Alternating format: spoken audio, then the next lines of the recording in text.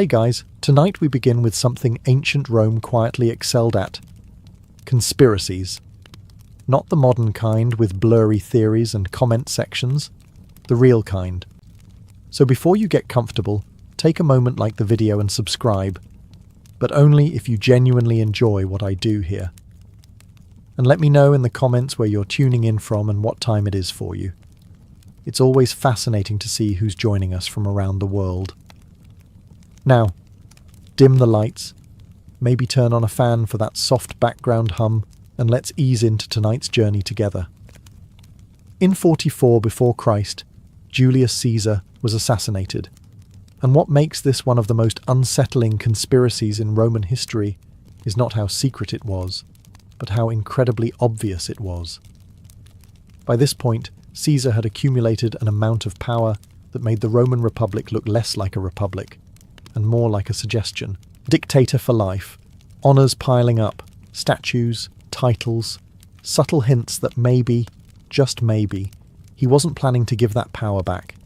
And the Roman elite did not love that, because Romans had a long-standing cultural allergy to kings. So naturally, instead of sending a strongly worded letter, they started planning his assassination. Whispers spread through the Senate. Quiet meetings. Side glances. The kind of atmosphere where everyone feels something is off, but continues attending meetings anyway, which is very Roman behaviour. Except here's the part that makes it almost ridiculous. Caesar was warned. Multiple times. A soothsayer told him to beware the Ides of March, which is not vague. That is basically ancient Rome's version of a flashing red warning sign. Then there was the note. According to sources, someone tried to hand Caesar a written warning on the day itself, a document that allegedly contained details of the entire plot. He didn't read it, which suggests that even in ancient Rome, important documents were occasionally ignored at the worst possible moment. Then there was his wife, Calpurnia. She had nightmares about his death and begged him not to go to the Senate. At this point, Caesar had a prophecy, a written warning, a concerned spouse, and still thought, yes, I will attend this meeting. Confidence is admirable. This might have been something else. And then there's the conspirators themselves. These were not mysterious figures hiding in shadows. They were senators, colleagues, people Caesar saw regularly, men like Marcus Junius Brutus and Gaius Cassius Longinus. Not exactly subtle. This wasn't a hidden conspiracy. It was more like a poorly kept group project that everyone knew about, but no one wanted to interrupt. So on the Ides of March, Caesar walked into the Senate. No guards, no real concern. Just the confidence of a man who believed he was untouchable, and within moments the rumours stopped being rumours. The whispers became knives, and the conspiracy that had been discussed, hinted at, and practically announced, finally happened. Because in ancient Rome, the most dangerous plots weren't always the secret ones. They were the ones everyone knew about, and somehow still went ahead anyway. After Caesar's assassination, Rome entered a phase historians politely call instability, which is a very calm way of describing civil wars, shifting alliances, and a general atmosphere of, let's see who survives this. Out of that chaos emerged Augustus. And if you asked Augustus what he was doing, he would tell you something very reassuring. He was restoring the Republic, giving power back to the Senate, stabilizing Rome, definitely not becoming a king, which, to be fair, is exactly what someone becoming a king would say. Augustus was a master of presentation. Unlike Caesar, who had collected power openly and made people nervous, Augustus moved slowly, carefully, almost politely. He accepted titles one at a time. He refused power until it became necessary. He positioned himself as the protector of the Republic, while quietly making sure that nothing important happened without him. It was subtle. Very subtle. So subtle that many people at the time convinced themselves that nothing unusual was happening, except for the small detail that Augustus controlled the army, the treasury, and most political decisions. But other than that, completely normal. There were rumours, of course, that this whole Restoring the Republic Act was exactly that. An act that Augustus had no intention of stepping aside, that he was building something new, a monarchy, just with better branding. At the time, these suspicions sounded a bit cynical, because Augustus was careful. He respected traditions. He avoided the title of king. He kept the Senate functioning. He made everything look familiar. And that was the genius of it. Because people don't panic when things look familiar, even if everything underneath has changed. Over time, however, the reality became impossible to ignore. Augustus wasn't temporarily holding power. He was the system. The Republic still existed, technically, but real authority had shifted, permanently. And those early conspiracy theories that he was quietly transforming Rome into an empire, they turned out to be completely accurate. Augustus didn't destroy the Republic dramatically. He replaced it slowly, which is far more effective and much harder to stop. Because by the time people realize what's happening, it's already done. If you were living in Rome during the reign of Augustus, you might have noticed something interesting. People around him had a habit of dying, not dramatically, not loudly, just conveniently. And standing very calmly in the background of all this was Livia Drusilla. Now officially, Livia was everything a Roman elite woman was supposed to be. Dignified, intelligent, loyal, supportive, always present, always composed, always exactly where power was. Unofficially, there were rumours. Lots of them. Because Augustus had a succession problem. He needed a clear heir to stabilise his carefully constructed system. But several of his chosen successors, young, promising men, kept dying before they could actually succeed him. One after another. Which, statistically, starts to feel less like bad luck, and more like a pattern. Names like Gaius and Lucius Caesar, potential heirs, died unexpectedly. Others were removed from the line of succession under circumstances that made people curious. And who benefited from all of this? Eventually, it was Tiberius, Livia's son, which is where the rumours become very specific. People began whispering that Livia was not just observing events, she was influencing them, possibly arranging them, possibly accelerating them. Poison was the favourite explanation, because in Rome, poison was the quietest solution to a political problem.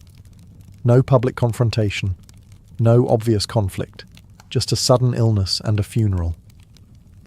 At the time, these accusations were hard to prove, which is exactly what made them so effective as rumours. Was Livia actually responsible? We don't have definitive proof, but modern historians tend to agree on one thing. The suspicions were not unreasonable, because the pattern is difficult to ignore. Potential heirs disappear. Her son rises. Power consolidates. And through all of it, Livia remains calm, respected, and very close to the centre of authority, which makes her one of the most fascinating figures in Roman history, because she represents a type of power that is easy to overlook, quiet, patient, indirect, the kind that doesn't need to announce itself. And in a world full of very loud conspiracies, sometimes the most effective ones are the ones that barely make a sound. When Tiberius became emperor, people in Rome had a theory. He was paranoid, suspicious of everyone, constantly worried about plots, ordering trials, executions, and investigations that seemed excessive, even by Roman standards. From the outside, it looked like classic imperial overreaction, the kind of ruler who sees danger everywhere, even when it isn't there. Except in Rome, that assumption comes with a problem, because very often the danger was there. Tiberius inherited an empire that had just survived civil wars, power struggles, and a carefully managed transition from republic to monarchy that nobody officially called a monarchy, which means trust was already in short supply. And on top of that, the Roman political system encouraged competition. Ambition wasn't hidden, it was expected. Senators wanted influence, generals wanted power, advisors wanted proximity to the emperor. And when you combine ambition with opportunity, you get conspiracies, real ones. So when Tiberius started acting cautiously, watching people closely, reacting quickly to threats, allowing treason trials to expand, many assumed he had gone too far, that he was imagining enemies, that he was ruling through fear. But here's where things become uncomfortable. Some of those threats were real. Plots did exist. Rivalries did turn into schemes. People did look at the emperor and think, I could do better. Which means Tiberius wasn't operating in a safe environment. He was operating in a very dangerous one. And instead of trusting people, he stopped. Completely. Over time, Tiberius withdrew from Rome entirely and ruled from the island of Capri. From there, he governed at a distance, relying on reports, advisors, and a system that increasingly revolved around suspicion, which only made things worse, because the more he withdrew, the more rumours spread, and the more rumours spread, the more suspicious he became. A perfect cycle. But here's the key detail. The conspiracy theory that Tiberius was surrounded by plots and threats, that people were actively trying to undermine him, that he couldn't trust the system he ruled. It wasn't entirely wrong. In fact, it might have been one of the most accurate assessments of Roman politics at the time. Because in a world where power constantly shifts and loyalty is negotiable, paranoia stops being irrational and starts being preparation. While Tiberius slowly withdrew from public life and relocated to Capri, Rome didn't exactly pause. Power doesn't like empty space. It fills it. And in this case, it was filled by a man named Sejanus. Officially, Sejanus was the commander of the Praetorian Guard, the elite unit responsible for protecting the emperor. Unofficially, he was becoming something much more interesting. As Tiberius distanced himself from daily politics, Sejanus remained in Rome, handling communication, managing access to the emperor, and influencing decisions, which sounds administrative. Until you realize what that actually means. If you control who speaks to the emperor, you control what the emperor hears. And if you control what the emperor hears, you start shaping reality. Sejanus understood this very well. He consolidated power quietly.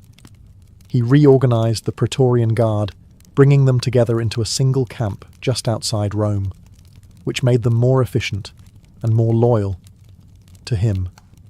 He removed rivals through accusations of treason. He influenced trials. He positioned himself as indispensable. From the outside, it looked like he was simply helping manage the empire. From the inside, it looked like he was building his own. Rumours began to spread. That Sejanus wasn't just loyal, he was ambitious. That he wasn't just serving the emperor, he was preparing to replace him. At the time, these rumours sounded like the usual Roman paranoia. Another powerful figure being accused of wanting more than he officially claimed. But here's the uncomfortable part. Those suspicions were not wrong. Sejanus had begun manoeuvring himself closer to the imperial family. He pursued alliances. He positioned himself as the natural centre of power in Rome, while Tiberius remained distant.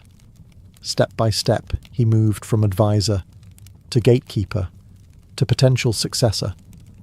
The problem with subtle power is that it works until someone notices, and eventually Tiberius did. From Capri, the emperor began receiving reports, quiet warnings, indications that Sejanus might not be as loyal as he appeared, which led to one of the most dramatic reversals in Roman history. Because in Rome you can rise quietly, but when you fall, it is usually very loud. When people think of Nero, they usually imagine chaos, fires, executions, music, questionable decisions. And for a long time, historians debated whether his reputation was exaggerated. Was Nero really that bad? Or was he just the victim of hostile sources and political propaganda? Because Roman writers had a tendency to dramatize. But here's the uncomfortable answer. Some of those wild rumours about Nero, they were probably true. Even during his reign, people whispered that Nero was involved in a series of very convenient deaths. Rivals, advisors, family members, people who, quite frankly, had a habit of becoming obstacles. The most famous example, his mother, Agrippina the Younger.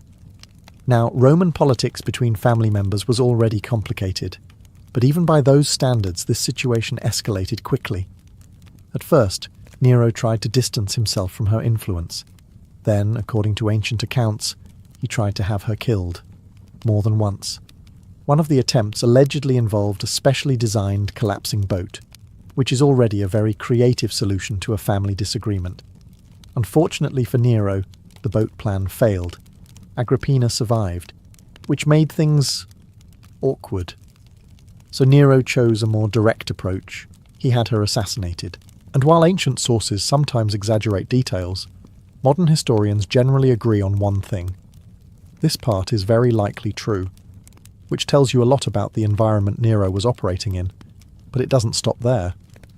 Rumours also surrounded the deaths of other figures close to him, including his wife Octavia and various political opponents. At the time, some people dismissed these stories as gossip, because they sounded extreme. But as more evidence and analysis emerged, the pattern became clearer. Nero wasn't just reacting to threats, he was removing them, proactively, which is a much more controlled form of chaos. So the conspiracy theory that Nero was secretly orchestrating deaths around him, it wasn't entirely a theory, it was closer to a strategy. Because in ancient Rome, power was rarely maintained through trust, it was maintained through control. And sometimes, that control was very final. In the year 64 after Christ, Rome burned. Not metaphorically, very literally. A massive fire broke out in the city and spread rapidly through its crowded streets. Wooden buildings, narrow alleys, and closely packed neighbourhoods turned Rome into something dangerously flammable. Within days, large parts of the city were destroyed. Homes, temples, shops, gone. And as the flames died down, the rumours began. Because in Rome, disasters were rarely seen as accidents. They were opportunities, and people quickly started asking a very uncomfortable question. Did Nero start the fire? Now, at the time, this sounded like a wild accusation. The emperor burning his own capital? That seems counterproductive. But then people started noticing a few details. First, Nero benefited from the fire, a lot. The destruction allowed for large-scale rebuilding. Streets could be redesigned, areas could be cleared, and most importantly, Nero began constructing his enormous palace complex, the Domus Aurea, right in the newly available space, which is a very convenient outcome. Second, his behaviour raised eyebrows. Ancient sources claim he performed during the fire, possibly singing, possibly not. The details are debated, but the image stuck. An emperor watching his city burn, while enjoying the moment. Not a great look. Third, and perhaps most telling, Nero needed someone to blame, so he blamed the Christians, a small and already unpopular group at the time. They were accused of starting the fire and punished severely, which, from a political perspective, was effective, but also suspicious, because when someone quickly assigns blame, it often raises the question, why so fast? Now, to be fair, modern historians do not have definitive proof that Nero ordered the fire. Rome was highly flammable. Fires were common. This one may have simply gotten out of control. But here's the key detail. The suspicion never disappeared. Even in ancient times, people believed something was off, that the fire had been too convenient, too beneficial, too perfectly aligned with what Nero wanted to build next. And while we may never have absolute certainty, the conspiracy theory that Nero had a hand in it, it has remained plausible for over 2,000 years, which is impressive, and slightly concerning, because sometimes in history, the line between accident and opportunity gets very blurry. If you lived in ancient Rome and someone important died suddenly, there was a standard reaction. Poison. not investigation, not confusion. Just poison. Because poisoning wasn't rare. It was normal. Romans were absolutely convinced that elites were quietly eliminating each other with toxins, and for a long time historians thought this might be exaggerated, dramatic, overstated, the kind of thing people say when they don't understand why someone died. But here's the problem. The Romans were probably right. Poisoning in the Roman world was disturbingly common, especially among the upper classes. It was discreet, effective, and, most importantly, deniable. No public fight. No visible violence. Just a sudden illness, followed by a funeral and a lot of very careful silence, which made it perfect for political situations.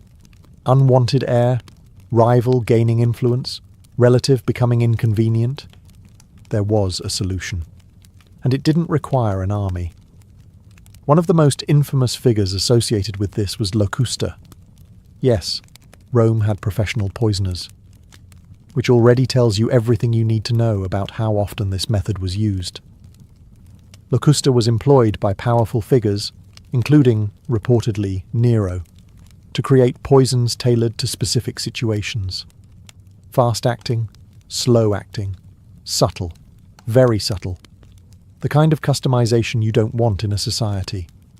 There are strong indications that poison was used in several high-profile deaths, including that of Emperor Claudius. Ancient sources suggest mushrooms were involved, which means even dinner could be dangerous.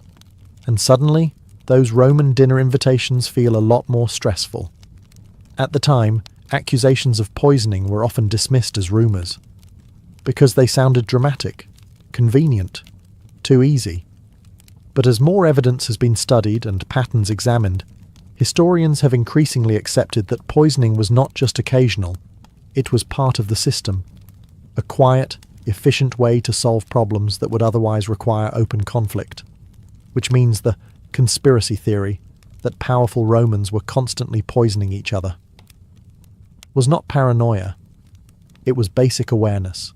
Because in a world where power is everything, and trust is limited, sometimes the most dangerous weapon is not a sword, it's dinner.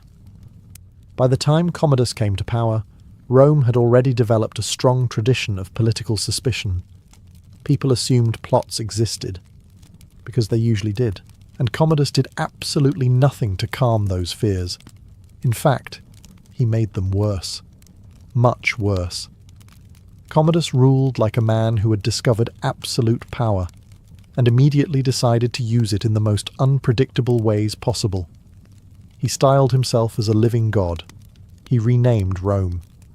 He participated in gladiator fights, not as a spectator, but as a performer, which, for an emperor, was about as appropriate as a CEO deciding to personally run customer complaints in a boxing ring. It made him popular with some.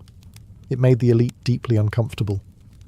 And when the elite in Rome become uncomfortable, they don't just complain. They start talking. Quietly, then less quietly. Rumours began to spread that Commodus was unstable, dangerous, a threat not just to individuals, but to the entire system. At the time, these rumours might have sounded exaggerated, because surely the emperor wouldn't be that reckless. Surely there were limits. There were not. Commodus increasingly sidelined the Senate, relied on favourites, and made decisions that seemed driven more by personal impulse than long-term strategy, which is not ideal when you are running an empire. So naturally, people started thinking about solutions, permanent ones. And this time, the conspiracy wasn't hidden. It was expected, even anticipated. Eventually, a group formed that included members of his inner circle, people close enough to know his routines, his habits, and his vulnerabilities. Because if you're going to remove an emperor, it helps to know when he's alone. The plan was simple: poison first. Then, when that didn't work quickly enough, more direct action. Commodus was strangled in his bath, which is not a dignified ending, but then again, Roman politics rarely offered those. And here's the key detail. Nobody was surprised. The rumours had been there. The suspicions had been growing. The idea that Commodus would eventually be removed wasn't shocking. It was inevitable. which makes this one of the clearest examples in Roman history where the conspiracy theory wasn't speculation. It was a countdown, and everyone knew how it would end. They just didn't know exactly when, until it happened. By this point, Roman politics had already developed a reputation: unstable, competitive, occasionally fatal. But what happened after the death of Commodus pushed things into a completely different category. Because the next conspiracy theory wasn't about whispers or suspicion. It was about something so absurd that people at the time could barely believe it. The Roman Empire was for sale, and not metaphorically, literally. After Commodus was assassinated, a man named Pertinax briefly became emperor. He attempted to restore discipline, reform the system, and generally act like a responsible ruler, which lasted about 3 months. Because the Praetorian Guard, the elite soldiers responsible for protecting the emperor, had different priorities, they killed him. And then, instead of carefully selecting a new ruler, they held an auction. Yes, an auction. The most powerful position in the known world was offered to whoever could pay the most money. 2 main bidders emerged, including Didius Julianus, who promised the Praetorian Guard a massive payment. He won, because apparently that's how imperial succession worked that day. Now imagine being a Roman citizen hearing this news. The empire, your empire, had just been sold like property.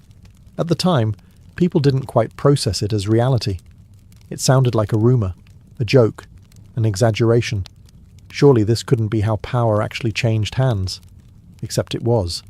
Didius Julianus was declared emperor, officially, legally, technically, but not convincingly.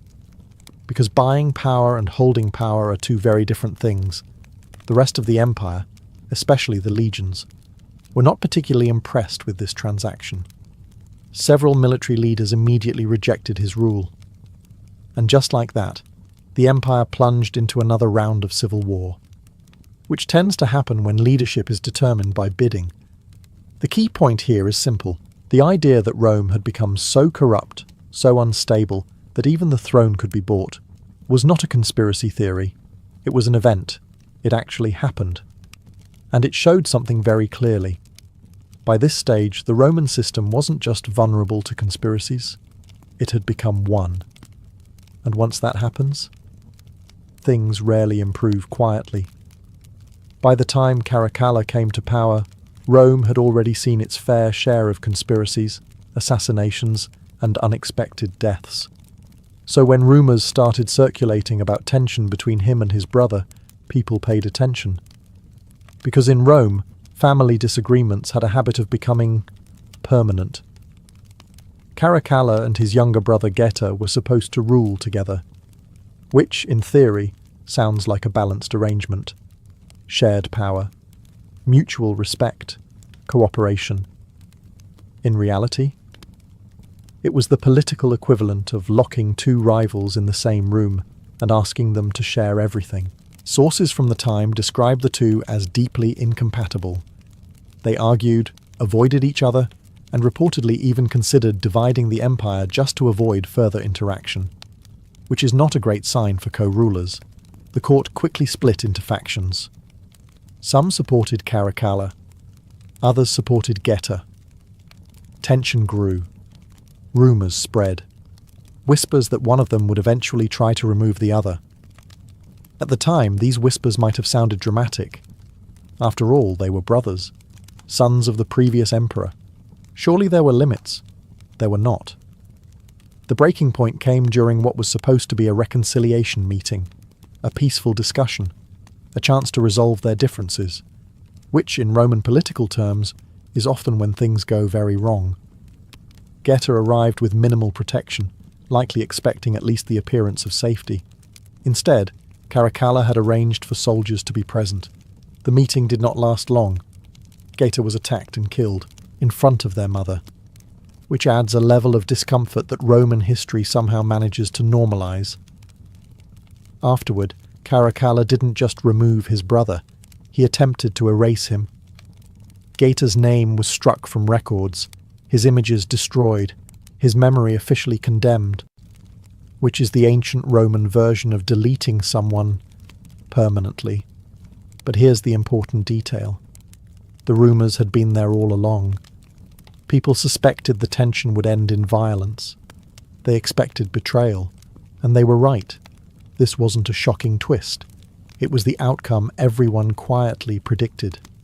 Because in a system where power cannot be shared, eventually someone stops pretending. And in Rome, that moment was rarely subtle. By the time Elagabalus took power, Rome had already seen its fair share of unusual rulers. But even by Roman standards, he stood out. From the very beginning, rumours surrounded him. Wild ones, stories of strange rituals, shocking behaviour, complete disregard for tradition, and a level of unpredictability that made even experienced Roman elites uncomfortable. At first, many assumed these stories were exaggerated, because Roman historians had a habit of turning disliked emperors into dramatic cautionary tales. Surely it couldn't all be true. Surely some of it was embellished. It was. Just not as much as people hoped. Elagabalus came from the eastern provinces and was deeply devoted to a sun god known as Elagabal. When he became emperor, he didn't quietly adapt to Roman traditions. He tried to replace them. He elevated his god above Jupiter, Rome's chief deity, and attempted to centre Roman religion around it, which in a city built on tradition was not a popular move. At all. But it didn't stop there. Ancient sources describe behaviour that seemed designed to provoke confusion and outrage. Lavish banquets, unusual ceremonies, unexpected decisions that ignored established norms. At the time, many Romans believed these stories were either exaggerated or politically motivated, because it's easier to assume exaggeration than to accept that your emperor is genuinely unpredictable. But modern historians, while cautious, generally agree on one point. Elagabalus was indeed unconventional. Perhaps not every story is accurate, but enough of them align to suggest that the overall picture is not entirely fictional, which means the conspiracy theory that Rome was being ruled by someone completely detached from its traditions and expectations was not really a theory. It was a situation. And like most situations in Roman politics, it did not resolve peacefully. Eventually, members of the Praetorian Guard, the same group that had already demonstrated flexible loyalty, turned against him. Elagabalus was assassinated, his body reportedly discarded, his memory condemned, which by now was becoming a pattern, because Rome could tolerate many things: corruption, violence, conspiracies, but unpredictability? That made people nervous. And when people in Rome became nervous, history tended to repeat itself. If you asked a Roman citizen whether the Senate was involved in conspiracies, the answer would likely be very simple. Yes. Not always loudly, not always successfully, but consistently. Because the Roman Senate was not just a governing body. It was a collection of powerful, ambitious individuals, all trying to maintain influence in a system that constantly shifted. And when influence is at stake, cooperation tends to become temporary, very temporary. Throughout Roman history, emperors often suspected the Senate of plotting against them, and for a long time, historians debated whether those suspicions were exaggerated. Were emperors just paranoid, seeing threats where none existed? Or was something else going on? The uncomfortable answer is both. Because while some emperors absolutely overreacted, the Senate did in fact engage in conspiracies. Regularly. Against emperors. Against rivals. Against anyone who became too powerful, too unpredictable, or too dangerous to ignore. The Senate had a long tradition of defending the idea of the Republic, even after the Republic had effectively ended, which meant many senators quietly resented imperial authority. They couldn't openly oppose it. That would be unhealthy. But they could influence it, undermine it, and occasionally attempt to remove it. Some conspiracies were successful, others failed. Many were discovered before they could fully develop, but the pattern remained. plotting was not unusual. It was expected, and this created a strange dynamic. Emperors didn't trust the Senate didn't trust the emperor, and both sides were often correct, which meant Roman politics operated in a constant state of tension. Not open war, but not peace either. Something in between, a quiet competition for control, where conversations mattered, alliances mattered, and sometimes so did timing. Because if you moved too early, you failed. If you moved too late, you were removed. And if you did nothing, someone else would. So the conspiracy theory that the Senate was always plotting, it wasn't paranoia. It was a job description.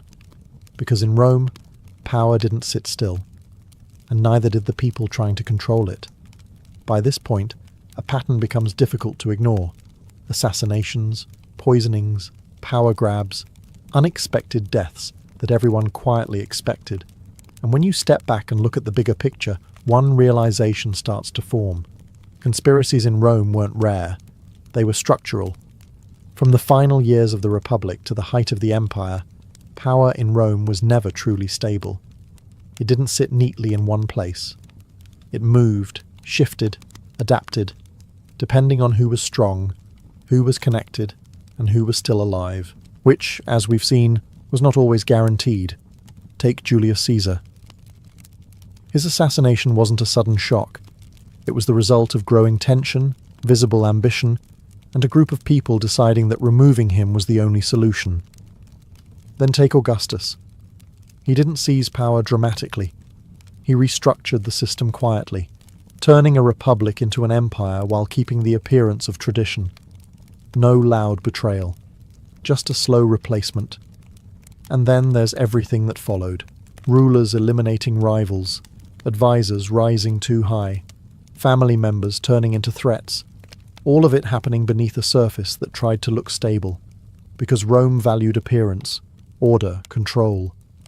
But underneath that surface, things were always moving, always shifting, always slightly unstable, and that instability created a very specific kind of environment, one where loyalty was temporary, trust was conditional, and betrayal was not shocking. It was expected. In fact, if something looked too stable in Rome, that was usually the moment to become suspicious, because stability often meant someone had not acted yet, and someone always acted eventually. Which is why so many conspiracy theories from ancient Rome turned out to be true. They weren't wild ideas, they were observations, people noticing patterns, recognizing behavior, understanding how power actually worked.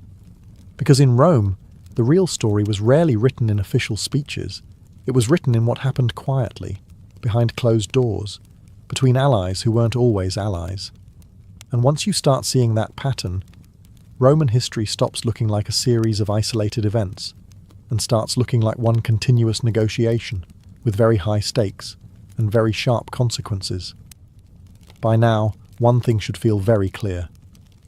In ancient Rome, suspicion wasn't irrational. It was practical. If you lived in a system where emperors were assassinated, heirs died unexpectedly, advisors quietly accumulated power, and entire governments could be influenced behind closed doors, you didn't need imagination. You needed awareness. Because the line between rumour and reality was very thin. Take any moment we've looked at. The warnings before Julius Caesar was killed, the slow rise of Augustus, the quiet influence of Livia Drusilla, the growing power of Sejanus, the actions of Nero. At the time, these were surrounded by whispers, suspicions, theories, people connecting dots that didn't quite form a complete picture, yet. And in many cases, those dots eventually connected, not because people were guessing wildly, but because they understood the system they were living in. A system where power was unstable, where loyalty shifted, where survival often depended on acting before someone else did. So when something felt off, it usually was. Which creates a strange kind of environment, one where trusting too much is dangerous, but distrusting everything is exhausting. And most people lived somewhere in between, watching, listening, trying to figure out which rumours were just rumours, and which ones were warnings. Because sometimes a conspiracy theory is just a story, but sometimes it's the early version of history, and ancient Rome gives us a perfect example of that. A world where the most unbelievable ideas were often the most accurate, which, in its own way, makes Roman history feel less like the past, and more like a very long lesson in how power actually works. In Tudor England, the boundary between the living and the dead was not a sealed door. It was more like a thin, drafty curtain that never quite stayed still. People did not simply believe in ghosts. They lived with the quiet assumption that the dead were still nearby, watching, listening, and occasionally making their presence known in the most inconvenient ways possible. A sudden chill in a warm room was not dismissed. A shadow that lingered too long was not ignored. These were signs, and ignoring signs, in Tudor logic, was a terrible idea. This mindset did not come from imagination alone. It was deeply rooted in religion, which, during the Tudor period, was going through what could generously be described as an identity crisis. Under Henry VIII, England broke away from the Catholic Church, and with that came a dramatic shift in how people understood the afterlife. The idea of purgatory, a sort of waiting room for souls, was swept aside by Protestant reformers. According to this new view, souls did not linger. They went straight to heaven or hell. And yet, people still felt them. This contradiction created a strange tension. Officially, ghosts were not supposed to exist anymore. Unofficially, everyone still heard footsteps in empty halls. Servants whispered about figures seen at the foot of beds. Travellers avoided certain roads at night, not because they were unsafe, but because something unseen walked them long after sunset. So explanations had to evolve. If a spirit appeared, it could not be a wandering soul from purgatory anymore. That would contradict the new religious order. Instead, it was often labelled something far more unsettling, a demon in disguise, something pretending to be the dead, sent to mislead the living. Which, if anything, made the situation worse, because now every unexplained sound was not just a ghost. It might be something far darker, something actively trying to deceive you. Sleep became uneasy, nighttime became suspicious, and the ordinary world, once filled with predictable routines, now felt layered with invisible dangers. In Tudor England, fear was not loud or dramatic. It was quiet. It crept into daily life, sat beside you in candlelight, and followed you down long corridors when no one else was there. And once you accepted that the dead might still be watching, it became very difficult to ever feel truly alone again. If you lived in Tudor England, death rarely arrived without warning, or at least that's what people believed. The world was filled with signs, subtle, unsettling clues that something was about to go terribly wrong, and once you started noticing them, it became impossible to stop. One of the most feared omens was the sudden appearance of animals behaving incorrectly. A dog howling at nothing in the night was not just a noisy inconvenience. It was said to be sensing spirits nearby, often a sign that someone in the household would soon die. Cats, too, were treated with suspicion, especially if they stared too long into empty corners, which, unfortunately, cats tend to do anyway. Birds were perhaps even worse. A lone raven circling above a house could send an entire family into quiet panic. Owls hooting near a window at night were not charming woodland creatures.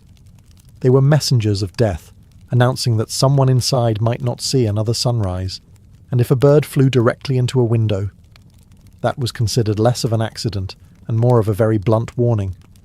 But animals were only part of it. The human body itself could betray signs.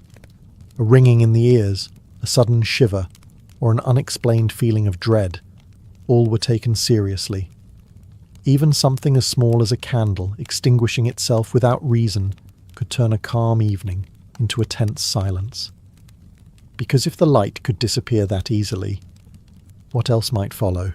Then there were dreams. Dreams were not just dreams, they were messages. Seeing a recently deceased person in your sleep was often interpreted as a visitation. and rarely a friendly one. If they spoke, people listened carefully, sometimes waking with a sense of urgency they couldn't fully explain. Mirrors, too, carried their own dangers. If someone died in a house, it was common to cover mirrors immediately. The fear was that a wandering soul might become trapped inside the glass, lingering indefinitely. Which raises an uncomfortable question. How many mirrors were already occupied? Of course, not every omen led to death. But that uncertainty was exactly what made them so powerful. You could never be sure which sign was harmless, and which one was quietly announcing the end of someone's story. So people watched. They listened. They interpreted everything. Because in a world where death left clues behind, ignoring them felt far more dangerous than believing in them. If omens whispered that death was near, castles were where those warnings seemed to settle and stay. Tudor England was filled with grand stone residences, impressive, cold, and according to many, already occupied by more than just the living. These were not simply homes of power and status. They were places where the past refused to remain in the past. Castles, by their very nature, were ideal settings for ghost stories. Thick walls trapped sound in strange ways. Long corridors stretched into darkness. Staircases turned sharply, often hiding more than they revealed. And at night, when candles burned low and servants moved quietly through shadowed halls, every small noise seemed to carry meaning. But the real reason castles were considered haunted was far less architectural and far more human. These were places of ambition, betrayal, and often violence. Political plots unfolded behind closed doors. Prisoners were held, interrogated, and sometimes executed within the very walls that later housed royal banquets. And when death came suddenly, especially unjustly, it was believed the soul did not move on easily. One of the most enduring types of ghost was the restless spirit. Unlike a peaceful soul, which might quietly depart, a restless spirit lingered because something was unresolved. A betrayal unpunished, a secret unrevealed. Or, in some cases, a rather inconvenient murder that no one wanted to acknowledge publicly. Servants were often the first to report these encounters. They spoke of footsteps echoing through empty corridors long after everyone had retired. Doors opening slowly, without any visible hand. Cold drafts that seemed to follow a person from room to room, as if something unseen had taken an interest in them. And then there were the sightings. Figures dressed in outdated clothing, sometimes armour, sometimes courtly garments, appearing briefly at the end of a hallway before vanishing entirely. Faces pale, expressions unreadable, as if caught between remembering and forgetting why they remained.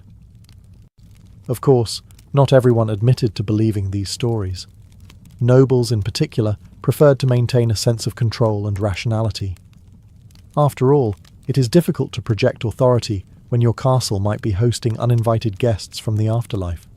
But even they were not immune to unease, because in a place filled with history, where every stone had witnessed something, a whispered conspiracy, a desperate plea, a final breath, the idea that some part of it might linger did not feel entirely unreasonable, and so the candles stayed lit a little longer. The doors were closed a little more carefully, and no one, no matter their rank, walked those corridors at night without listening just a bit more closely than they cared to admit. If ghosts represented the restless past, then curses and witchcraft embodied something far more immediate, a threat that could reach into your life at any moment, quietly and without warning. In Tudor England, misfortune was rarely seen as random. Illness, failed crops, sudden deaths. These were not just unfortunate events. They were often interpreted as the result of someone somewhere doing something unnatural. And that someone was usually a witch. The idea of witchcraft was not fringe or rare. It was woven into everyday thinking. A neighbour who argued too often, an old woman who lived alone, someone who knew a bit too much about herbs and remedies, all could quickly fall under suspicion. It did not take much. A single disagreement, followed by a streak of bad luck, could be enough to convince an entire village that something darker was at work. Curses, in particular, were deeply feared. A spoken word, a muttered phrase, even a glance held for too long, these could all be interpreted as acts of harm. People believed that witches could cause milk to sour, animals to fall ill, or children to become sick without any visible cause. And because these effects were invisible, they were far more terrifying. You could not defend yourself against something you could not see. Naturally, people tried anyway. Protective measures became part of daily life. Small charms were carried or hidden in homes. Certain herbs were believed to ward off evil, hung near doors or burned in fires. Prayers were repeated, not just out of devotion, but as a kind of shield against unseen forces. Even the way a house was built could reflect these fears. Hidden marks carved into beams or doorways, meant to confuse or repel malevolent spirits. But fear, as it often does, led to accusation. When something went wrong, and in Tudor England many things often did, someone had to be blamed. Trials for witchcraft began to appear, where suspicion alone could carry dangerous weight. Evidence was rarely clear. It did not need to be. A pattern of misfortune, combined with a reputation for being different, was often enough to turn whispers into formal charges, and yet there was a strange contradiction at the heart of it all. The same society that feared witches also relied on forms of folk magic. Healers, wise women, and charm makers were sought out for help, even as others were condemned for similar practices, which meant that the line between helpful and harmful was not always clear. In Tudor England, the unseen world was not distant or abstract. It was personal. It lived just beyond sight, shaped by belief, fear, and the quiet suspicion that sometimes misfortune did not happen on its own. In Tudor England, not all signs came from ghosts or witches. Some came from a far higher authority, or at least that's what people believed. The world itself was thought to be a kind of message, constantly speaking through strange events, unusual weather, and moments that felt just a little too deliberate to be coincidence. These were not accidents, they were signs from God, and ignoring them was not considered wise. Storms, for example, were rarely just storms. A sudden, violent thunderstorm could be interpreted as divine anger, a warning that something, somewhere, had gone morally wrong. Lightning striking a building was not just unfortunate, it was specific, targeted, almost as if heaven had made a decision. Comets were even worse. When a comet appeared in the sky, it brought with it a quiet wave of dread. These glowing streaks were seen as omens of major change, often tied to the death of a ruler, the outbreak of war, or a coming disaster. People did not look at them with curiosity. They looked with concern, wondering what exactly had been set into motion. Even small everyday events could carry meaning. A loaf of bread burning unexpectedly, a glass shattering without cause, or a sudden illness in an otherwise healthy person. All could be interpreted as signals. Not random, not meaningless, but deliberate nudges meant to be noticed and understood. Of course, understanding them was the difficult part. Clergy often stepped in to interpret these signs, offering explanations that aligned with religious teachings. But interpretations varied. One event could mean different things to different people, depending on their fears, their hopes, or their current situation, which meant that certainty was always just out of reach. And yet, people continued to search for meaning in everything. Because in a world where God might be communicating through the smallest detail, nothing felt insignificant. Every unusual moment carried weight. Every disruption in routine hinted at something larger, something hidden beneath the surface of daily life. This constant awareness created a quiet tension. Life was not just lived. It was observed, analysed, and interpreted. People watched the skies, listened to the wind, and paid attention to the smallest irregularities, just in case they were being told something important. But there was a subtle problem with this way of thinking. If everything could be a sign, then how could you ever be sure when something truly was? In Tudor England, the search for meaning never really ended. It simply continued, day after day, shaped by a lingering sense that the world was always speaking, and that missing the message might come with consequences no one wanted to face. If daytime in Tudor England was filled with signs and suspicions, nighttime was something else entirely. When the sun disappeared and the last light faded behind timbered rooftops, the world did not simply grow darker, it became uncertain. Familiar places shifted, safe spaces felt less reliable, and whatever people believed might exist beyond sight suddenly felt much closer. Night was when boundaries weakened. Without artificial light, darkness was absolute. A single candle could only illuminate a small circle, leaving everything beyond it swallowed in shadow. And in those shadows, imagination did not need much encouragement. A coat hanging by a door became a figure. A beam of wood stretched across the ceiling took on unfamiliar shapes, and every sound, every creak, every distant movement seemed louder, more deliberate. People avoided being outside after dark whenever possible, not just because of thieves or danger in the ordinary sense, but because night belonged to something else. Spirits were thought to move more freely. Witches, it was said, worked their magic under cover of darkness, and demons, if they existed at all, were unlikely to keep daytime hours. Even inside the home, the sense of safety was not complete. Beds were often shared, rooms crowded, yet sleep did not always come easily. Waking suddenly in the middle of the night was a common and deeply unsettling experience. You might open your eyes to a room that looked almost familiar, but not quite. Shadows stretched in strange directions. The quiet felt too heavy, and for a brief moment, you might wonder if you were truly alone. Some people reported the sensation of being watched. Others spoke of hearing footsteps when no one was awake, or feeling a sudden pressure, as if something unseen had entered the room and chosen not to announce itself. These experiences were rarely dismissed. They were remembered, repeated, and quietly shared. To protect themselves, people relied on routine. Doors were secured carefully. Candles were kept close. Prayers were spoken before sleep, not just as devotion, but as a precaution, a way of marking the space as protected, as watched over. And still, the fear remained, because night had a way of turning certainty into doubt. Things that seemed impossible during the day felt entirely plausible after dark. The world became less solid, less predictable, as if the rules themselves had loosened slightly. In Tudor England, darkness was not empty. It was full of possibilities, of presences, of things that might be there, whether you chose to believe in them or not.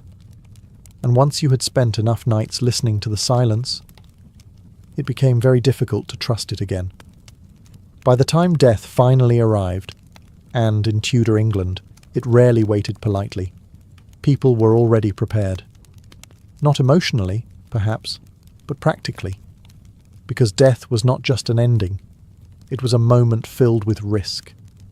A transition where something could go wrong, where the boundary between worlds was at its thinnest, and where the living had a responsibility to manage what came next. The moment someone died, the atmosphere in the household changed immediately. Windows might be opened, allowing the soul to leave the body freely. This was not symbolic, it was practical. A trapped soul was not a peaceful soul, and no one wanted it lingering longer than necessary. Mirrors were covered, often with cloth. The reasoning was simple, though slightly unsettling. A wandering spirit, confused and newly detached from the body, might become trapped inside reflective surfaces. And once trapped, well, there was no clear agreement on how to get it out again. Clocks were sometimes stopped. Time itself seemed inappropriate in the presence of death, as if continuing to measure it might disturb whatever process was unfolding. The house entered a kind of pause, where normal routines were quietly set aside. Then came the body. It was not left alone. Watching over the dead, what we now call a wake, was an essential part of the process. Family members, neighbours, and sometimes even acquaintances would gather, keeping vigil through the night. On the surface, it appeared to be an act of respect, and it was. But it also served another purpose, to ensure that nothing unexpected happened. Because there was always a concern, however unspoken, that the dead might not remain entirely still. Stories circulated of bodies that shifted, of faint sounds heard in otherwise silent rooms. Whether these were real events, or the product of exhausted minds in candlelit spaces, hardly mattered. The possibility alone was enough to justify constant watchfulness. Protective objects were sometimes placed near the body. Herbs, small tokens, or religious items, all meant to guide the soul safely away and prevent anything from interfering with its journey. Prayers were repeated, not just for comfort, but as a form of control, a way of ensuring that the situation remained, as much as possible, under human influence. And yet, despite all these precautions, uncertainty lingered. Because no matter how carefully the rituals were followed, no one could say with complete confidence what happened in those unseen moments between death and whatever came after. In Tudor England, death was not just feared, it was managed, carefully, cautiously, and with the quiet understanding that if handled incorrectly, it might not stay neatly contained. By now, ghost stories were not just whispers in small villages, or fears shared in candlelit rooms. Some had names, some had places, and a few became so well known that they outlived the people who first told them. In Tudor England, certain hauntings gained a reputation, the kind that made even the most sceptical pause slightly when walking past a particular doorway. Perhaps the most famous of all was the ghost of Anne Boleyn. Executed in 1536, her death was swift, political, and, by many accounts, deeply unjust, which, in Tudor logic, made her an ideal candidate for returning. Stories claimed she was seen walking the grounds of Tower of London, sometimes carrying her head beneath her arm. A dramatic detail, yes, but Tudor ghosts were not known for subtlety. Witnesses described her as calm, almost distant, as if still caught in the final moments of her life. Whether these sightings were real or not mattered less than the effect they had. The Tower, already a place associated with imprisonment and execution, gained an additional layer of unease. It was no longer just a historical site. It was, potentially, still occupied. Then there was Catherine Howard, another queen whose life ended abruptly within those same walls. Her ghost was said to appear not in silence but in motion, running, screaming, reliving the desperate moments before her execution.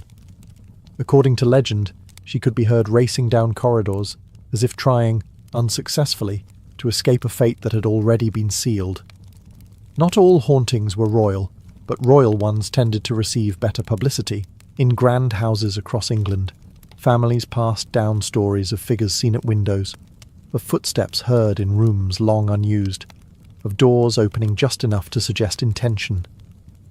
These were not always tied to famous names, but they carried a similar weight. A history of betrayal, loss, or sudden death often seemed to leave behind more than just memory. Interestingly, these stories were not always told with fear alone. There was, at times, a strange familiarity to them. A ghost could become part of a household's identity, something to mention, to warn about, perhaps even to accept. Yes, that corridor is avoided at night, but only because of the usual reasons, which, if anything, made it all feel slightly more unsettling. Because when a ghost story becomes normal, when it shifts from shocking to expected, it suggests something deeper. Not just a fear of the unknown, but a quiet acceptance that the past does not always stay where it should. And in Tudor England, it rarely did. By the end of it all, Tudor life was not defined by a single belief, but by a constant balancing act between fear and faith. Ghosts, omens, curses, divine signs, none of these existed in isolation. They formed a quiet background to everyday life, shaping decisions, influencing behaviour, and lingering just beneath the surface of even the most ordinary moments. People still worked, traded, cooked, argued, and laughed. Life did not stop simply because the night felt watched, or because a bird flew too close to a window. But everything carried an added layer of awareness, a sense that the visible world was only part of the story. Faith, for many, was the anchor. Prayer was not just ritual, it was protection. Churches were not just places of worship. They were spaces where order could be restored, where the chaos of unseen forces could be momentarily pushed back. Even as religious beliefs shifted during the Tudor period, the need for reassurance remained constant. At the same time, fear never fully disappeared. It adapted. It settled into routines. People learned how to live alongside it, the same way one might learn to ignore a persistent draft in an old house. You notice it, you adjust to it, but you never quite forget it's there. A strange noise at night might be dismissed, but only after a brief pause. A shadow might be ignored, but not without a second glance. Children grew up hearing these stories, absorbing them as part of their understanding of the world. By the time they reached adulthood, the idea that something unseen might be present was not unusual. It was expected. Fear was not always dramatic. It was subtle, woven into habits and small precautions. And yet there was also comfort in it. So, because if spirits existed, if signs carried meaning, if the world was filled with messages and presences, then life was not random. It was connected, purposeful, watched over, even if that attention was not always friendly. The same beliefs that caused fear also offered a strange kind of reassurance. Nothing happened without reason. Of course, whether those reasons were truly understood was another matter entirely. In Tudor England, people did not conquer their fears of the unseen.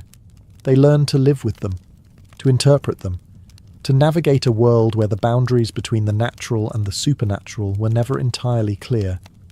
And perhaps that is what defined the era most of all. Not the ghosts themselves, but the quiet certainty that something might always be just out of sight, waiting to be noticed.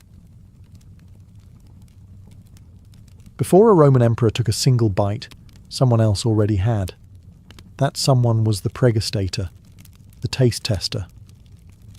A slave whose job description was brutally simple: eat first and hope nothing happens. Because if something did happen, that was the entire point. Poison was one of the most feared weapons in ancient Rome. Not loud like a dagger, not dramatic like a battlefield, but quiet, invisible, and incredibly effective. A single contaminated dish could end a life before anyone even realized what had happened. And in a world where power meant enemies, and enemies meant constant plotting, emperors did not rely on luck. They relied on someone else's expendability. Enter the praegustatores.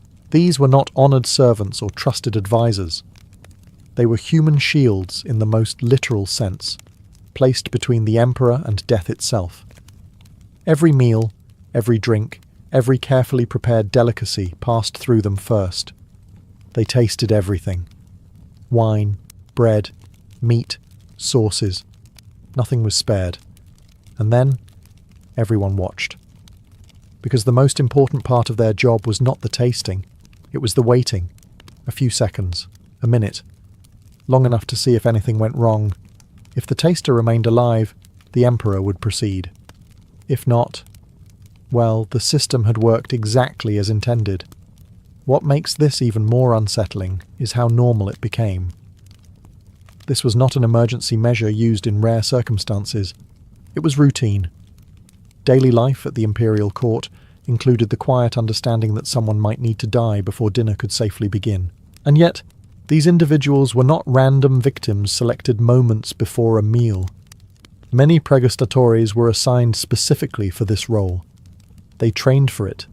They lived with it. Which raises a rather uncomfortable question. What does it feel like to wake up every morning knowing your job is to potentially die before lunch? Because in Roman society, survival was not evenly distributed. At the very top sat the emperor, surrounded by luxury, guarded by layers of protection, and at the very bottom, someone had to absorb the risk.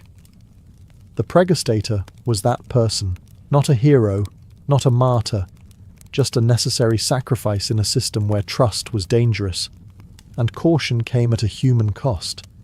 And once you understand that, every Roman banquet starts to look a little different. That first bite was never just about food.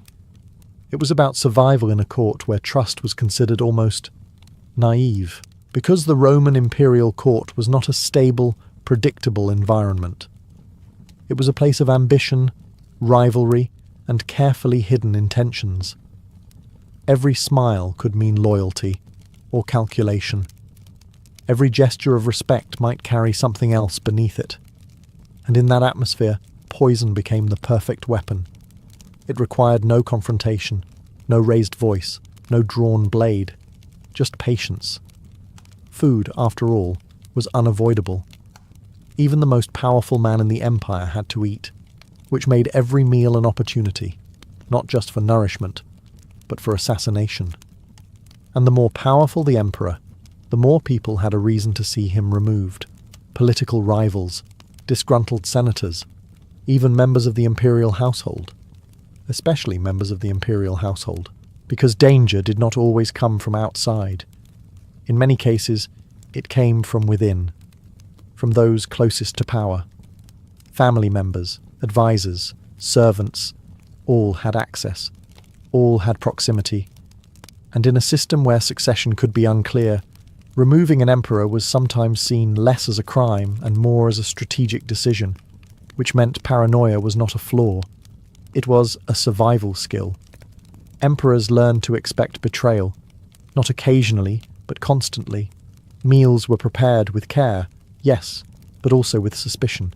Kitchens were watched, servants were monitored, ingredients were scrutinized, and even then, there was always the lingering possibility that something had slipped through. That is where the pregustatores became essential. They were not just there to taste food. They were there to absorb uncertainty, to stand in that fragile gap between preparation and consumption, between trust and doubt. Their presence allowed the emperor to eat with something resembling confidence, even if that confidence was borrowed. But even this system had its limits. Because what if the poison was slow? What if it did not act immediately, but quietly, over time? A taster might survive the first moments, only for the true effects to appear later, which meant that even after the pregustator had done their job, uncertainty remained, and that uncertainty shaped everything. Meals were no longer simple routines. They became controlled events, observed, measured, calculated. The act of eating, something so basic, so universal, turned into a careful negotiation with risk. In a court like this, trust was not given. It was tested. And even then, it was never entirely certain. So who exactly became a pregustator? Not volunteers. Not ambitious young Romans dreaming of career advancement. No, this role was almost always filled by slaves. Individuals whose lives were already considered property, whose value was measured not in comfort or safety, but in usefulness. And few roles were more brutally useful than this. A pregustator's life was built around proximity to power, but without any of the protection that usually came with it. They lived close to the emperor's household, often within the palace itself, always available, always ready. Their routine revolved around meals, not their own, but someone else's. They did not choose what they ate. They did not ask questions. A dish was presented, and they consumed it. Then they waited. That waiting became a kind of silent ritual. A pause filled with tension, where every sensation mattered. A slight bitterness, an unusual aftertaste, a sudden warmth in the throat. Any of these could mean something, or nothing. And the worst part was that there was no clear way to know which, because poison did not always announce itself dramatically. Sometimes it was immediate, a violent reaction, a visible collapse. But often, it was slower, subtle, a creeping discomfort that grew over time, which meant that a praegustator could pass the initial test only to suffer the consequences later, long after the emperor had safely finished his meal. In other words, survival in the moment did not guarantee survival at all. And yet, this was their daily reality. Some may have developed a kind of grim awareness, learning to recognize certain flavors or signs. Others likely relied on routine, pushing aside fear simply to function. Because if you allowed yourself to fully consider the risk every time you lifted food to your mouth, you might never lift it at all. There is also the question of status. Compared to other slaves, praegustatores occupied a strange position. They were close to power, which could bring small privileges, better living conditions, perhaps slightly more recognition. But that proximity came at a cost, because they were also closer to danger than almost anyone else in the empire. They existed in a narrow space between importance and expendability, needed but not valued, and perhaps that is what defined their role most clearly. Not just the act of tasting food, but the quiet understanding that their safety was never the priority. Their purpose was to stand in front of risk, to meet it first, absorb it if necessary, and in doing so, ensure that someone else could continue living. In Rome, that was enough. To understand why praegustatores existed, you have to understand the thing they were protecting against. And in ancient Rome, few threats were as feared, or as effective, as poison. Unlike a dagger, poison did not require strength. Unlike a public execution, it did not require witnesses. It worked quietly, often invisibly, and in many cases it left just enough ambiguity to raise suspicion, but not enough to prove anything, which made it perfect. Poisons came in many forms. Some were fast, causing violent reactions that could not be mistaken for anything natural. Others were slow, subtle, designed to mimic illness. A fever, a weakness, a gradual decline. All could be explained away as natural causes, especially in a time when medical understanding was limited. This ambiguity was not a flaw, it was the entire strategy. Because in a political environment like Rome, being able to remove someone without openly taking responsibility was incredibly valuable. An emperor could die, and questions would follow, but answers were far less certain. And in that uncertainty, power could shift quickly. Food and drink became the most convenient delivery system. A cup of wine, a carefully prepared dish, a sauce with just the right balance of flavour, and something else. It did not take much, and once the poison was consumed, the outcome was often unavoidable, which is why the act of eating became so dangerous. Even emperors, surrounded by guards and layers of security, were vulnerable at the table. You could protect a man from blades and arrows, but how do you protect him from something already on his plate? The answer, of course, was to let someone else try it first. But even this solution was not perfect.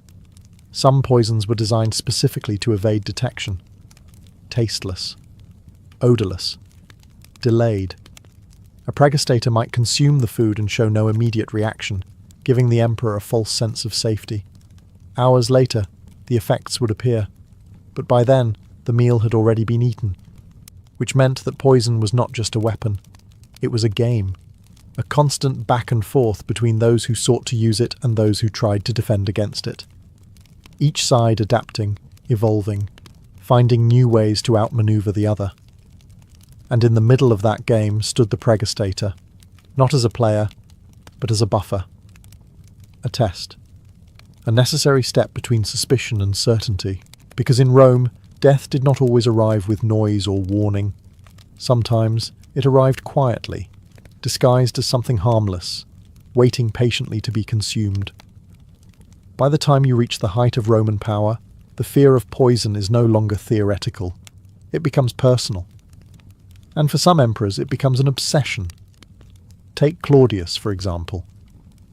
His reign was marked by political intrigue, shifting loyalties, and a court that seemed permanently on edge. According to ancient sources, his death itself may have come from poisoned food, allegedly prepared under the influence of his own wife, Agrippina the Younger. Whether every detail is accurate or not is almost beside the point. The story reflects something deeper, the belief that even an emperor could be quietly removed at his own dinner table. Then there is Nero, who grew up in that same atmosphere of suspicion. By the time he ruled, trust was not just limited, it was nearly non-existent. Food, drink, even the people serving it, were all potential threats. And when you begin to suspect everyone around you, protection becomes less about security and more about control. Some emperors took this to extremes. Meals were tightly regulated, dishes were inspected repeatedly. The same foods might be prepared multiple times in different ways, just to reduce the risk of tampering. And of course, pregustatores were always present, tasting, waiting, existing in that uncomfortable space between caution and consequence. But fear does something interesting when it lasts long enough. It changes behavior. Eating, which should be a moment of rest or pleasure, became tense, calculated. Emperors did not simply enjoy their meals, they observed them, studied them. Every bite came with a moment of hesitation, however small, because even with all precautions in place, certainty was never guaranteed. And then there's the psychological weight of it all. Imagine knowing that someone must risk their life before you can safely take a sip of wine. Imagine watching them closely, not out of concern for them, but for yourself, waiting to see if they remain standing. It creates a strange dynamic. The emperor's safety depends entirely on another person's vulnerability, which is not exactly comforting. Over time, this constant vigilance could blur the line between caution and paranoia. When every meal carries risk and every person might have a motive, trust becomes almost impossible to maintain. And without trust, even the most powerful individual begins to feel exposed, because power in Rome did not eliminate danger. It attracted it. And at the imperial table, surrounded by luxury and ceremony, that danger was always present, quiet, patient, and often just one bite away. For all its precautions, all its routines, and all the lives placed between emperors and danger, the system was not perfect. It could not be. Because in a world built on suspicion, even the safeguards themselves could become part of the problem. The pregustator was meant to create certainty. Taste the food, wait, confirm safety.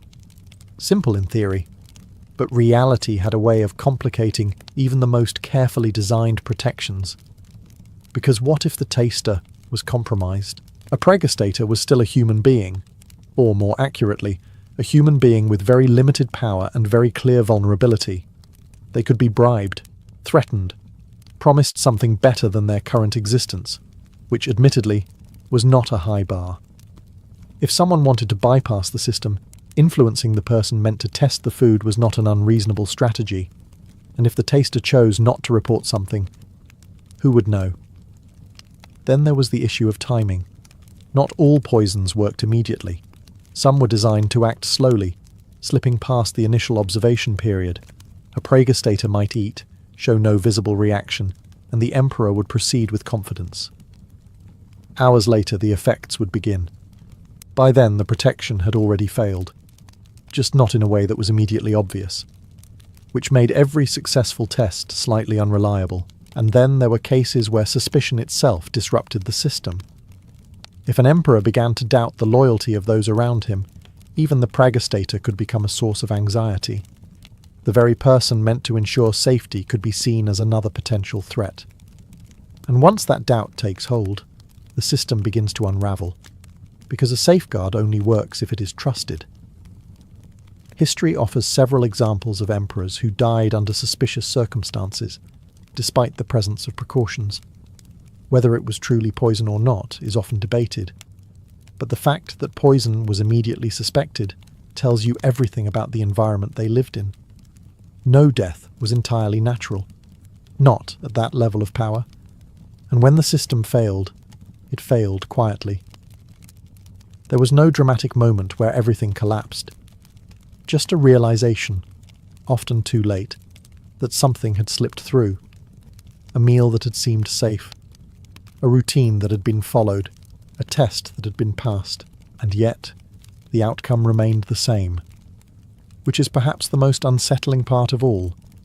Because even with someone else taking the first risk, even with layers of caution and control, the Emperor was never truly safe. The system reduced danger, but it never removed it. In Rome, survival was never guaranteed. It was simply delayed until it wasn't. At first glance, the life of a praegustator might seem almost fortunate. Compared to other slaves, they were closer to power, closer to comfort, closer to the centre of the Roman world. They lived within imperial residences, handled fine food, and operated in spaces most people would never even see. But proximity to power does not always mean safety. In fact, in this case, it meant the opposite.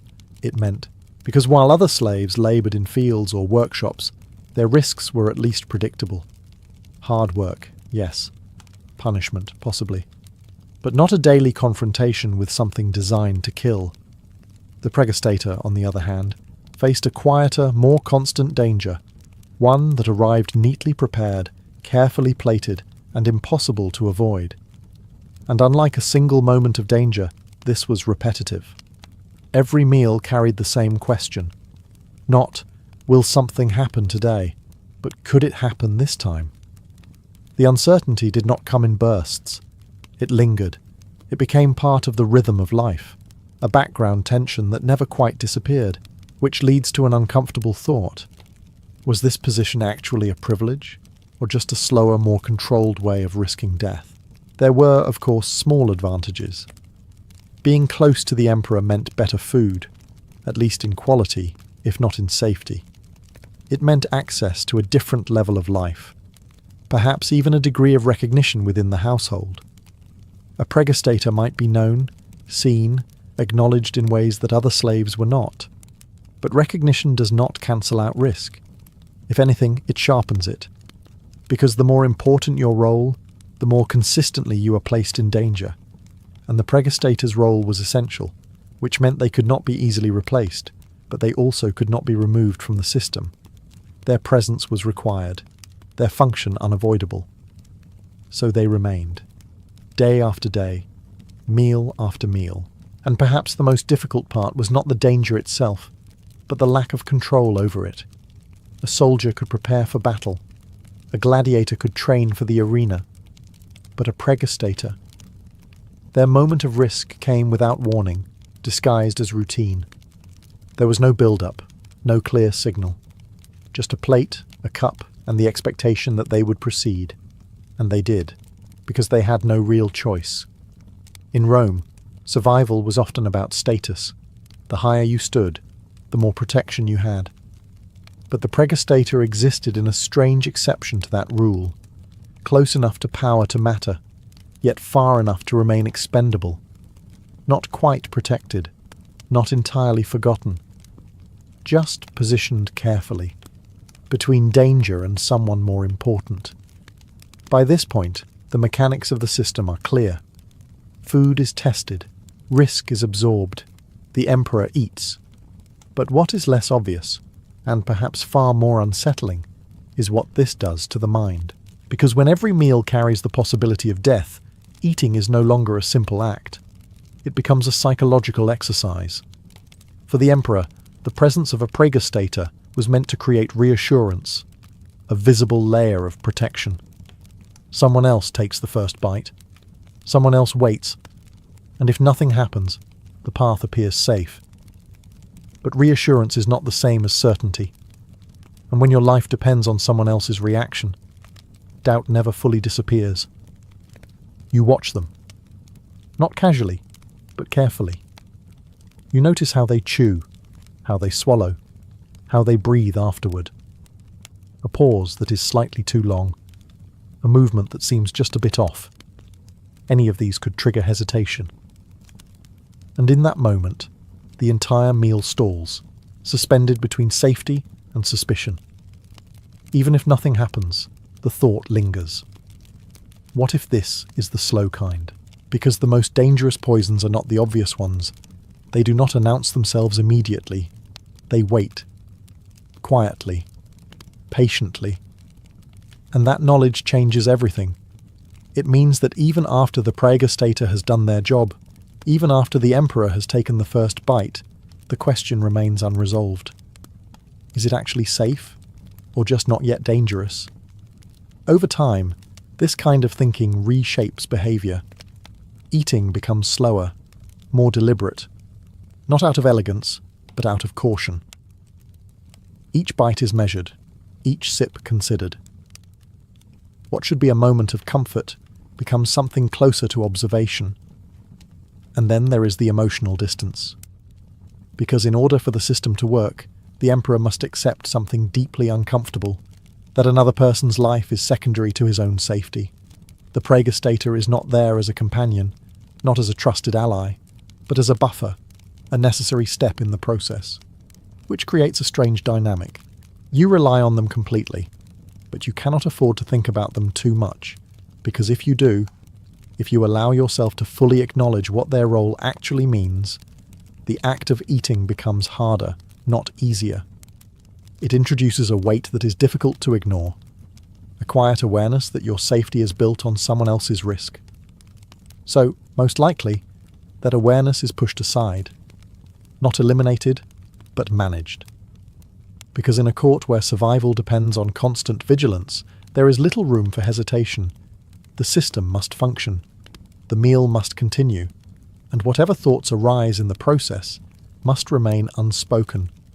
In Rome, even something as simple as eating required a careful balance, not just of safety, but of what you allowed yourself to feel.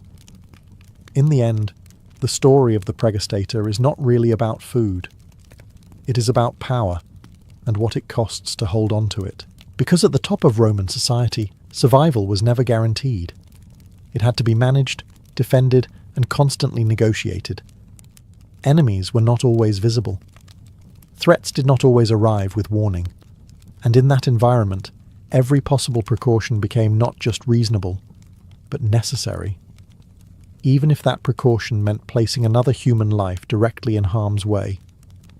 The praegustator represents a system where risk is not eliminated, but transferred. The emperor does not remove danger from his world. He redirects it, moves it slightly to the side, just far enough that it reaches someone else first. And once you see it that way, the role becomes something larger than a single job. It becomes a symbol, a reminder that in Rome, power was built on layers, and at the bottom of those layers were people whose safety was never part of the equation. The praegustator stood at that boundary, where protection for one depended entirely on exposure for another.